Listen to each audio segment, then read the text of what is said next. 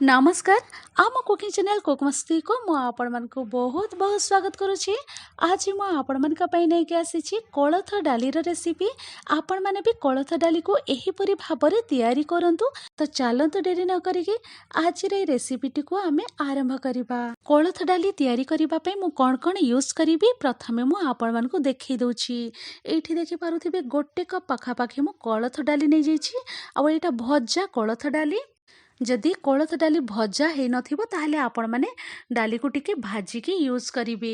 तो चलंतु ए डाली को मु टिके साइड करिक रखी दउछि।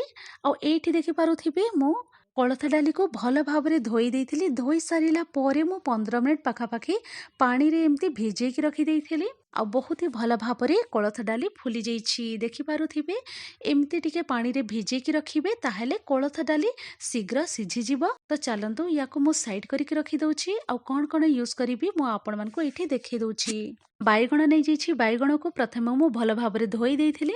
कोलथ डाली सिझिबा पई टिके लेट हुए सेति पई टिके बाइगण को बड़ बड़ पीसेस करिके आपण माने काटिके यूज करिवे। ता सहित एठी नै जैछि धनिया पत्र को मध्ये मु भल भाबरे धोई देइथिली। आ एठी देखि पारुथिबे धनिया पत्र रो तार डेम्फो सहित मु नेइछि। टमाटो एठी 2टी मीडियम साइज रो टमाटो को मु एम्ति काटिके नै जैछि। आ प्रथमे मु भल भाबरे धोई देइथिली टमाटो को। आंबुळ को मध्ये भल भाबरे मु धोई देइथिली। धोई सारिला परे एम्ति पानी रे मु 5 रु 10 मिनिट पाखा पाखी हैला भिजेई के एम्ति रखी देइछि। एठी मु प्रेशर कुकर नै जैछि। तो चलंतु एबे हमें एठी बाकी जिंस सब ऐड करि दबा। एठी मु कोलथ डाली को ऐड करि दउछि। आ प्रथम मु भल भाबरे धोई देइथिली। धोई सारिला परे पानी रे भिजेई की रखी देइथिली। ता सहित बाइगण कटा को मध्ये ऐड करि दबा। टमाटो कटा को मध्ये ऐड करि दबा। डेम्फो सहित धनिया पत्र को नै जैछि। एठी मु अल्प ऐड करूछि। आ बाकी परे आमे यूज करिबा। धनिया पत्र रो तार डेम्फो सहित आपण माने भी ट्राई करंतु बहुत ही बढ़िया लागिबो। तो चलंतु एबे ए पॉइंट रे हमें ऐड करि दबा आंबुळ को मध्ये। आंबुळ ऐड करि सारिला परे एठी हमें ऐड करि दबा स्वाद अनुसार लूण। ता सहित हल्दी पाउडर लूण ऐड करि सारिला परे आमे एठी पानी दे दबा। एठी गोटे ग्लास भर्ती करिकि पानी दे दउछि। ता सहित आउ हाफ ग्लास मु ऐड करि दउछि। आपण मानकु जेतिकी दरकार से हिसाब रे आपण माने पानी यूज करिवे। एबे हमें प्रेशर कुकर कवर देके आमे लो टू मीडियम मझिरे रखी दबा फ्लेम को। आउ आमे 4 रु 5टी हुइसिल आसीबा पर्यंत आमे वेट करिबा। आउ एठी देखि पारुथिबे 5 रु 6टी हुइसिल आसी जाइछि। लो टू मीडियम मझिरे रखी देइथिली फ्लेम को। आपण माने कोलथ डाली को लो टू मीडियम मझिरे रखिबे फ्लेम को। आउ कुक हेबा पई छाड़िबे। आउ एठी देखि पारुथिबे कोलथ डाली बहुत भल भाबरे कुक हे जाइछि। तो चलंतु एबे आमे ए डाली को साइड करि दबा। आ एठी मु गैस साइड को पळे आसीछि। कढ़ई गरम हेबा पे रखी देइथिली। कढ़ई जेते बेले गरम हे जिवो एबे आमे एठी ऐड करि दबा तेल। एठी मु रिफाइन तेल नै जैछि गोटे बड़ चामच। फ्लेम को रखी दबा।